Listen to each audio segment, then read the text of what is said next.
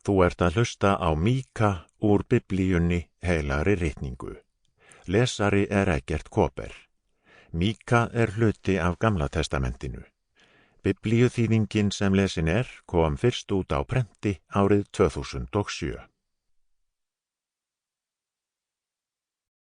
Míka. Fyrsti kafli. Orð drottins sem kom til Míka frá Móresett á dögum Jótams, Akasar og Hiskía, konunga í Júda, það honum vitraðist Samaríu og Jerúsalem. Heyrið allar þjóðir, hlusta þú veröld og allt sem í þér Drottin Guð minn ber yður sökum. Drottin vitnar gegn yður úr sínu heilaga musteri.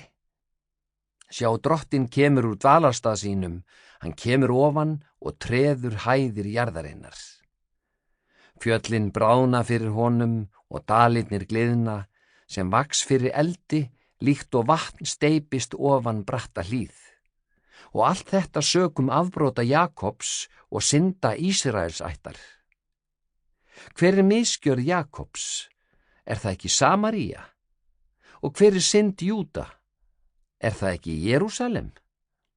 Þess vegna geri ég Samaríu að rúst á víðavangi, gróðurreit fyrir vínmið, því að steinum hennar mun ég ryðja niður í dalinn og afhjúpa undirstöður hennar. Mölvaðar skulu allar höggmyndir hennar og allur skækjuauður hennar borin á eld. Ég eyði öllum skurðgóðum hennar, því að fyrir hórgjöld þeir fengin og að hórgjöldum skulu þau aftur verða. Vegna þessa... Sample complete.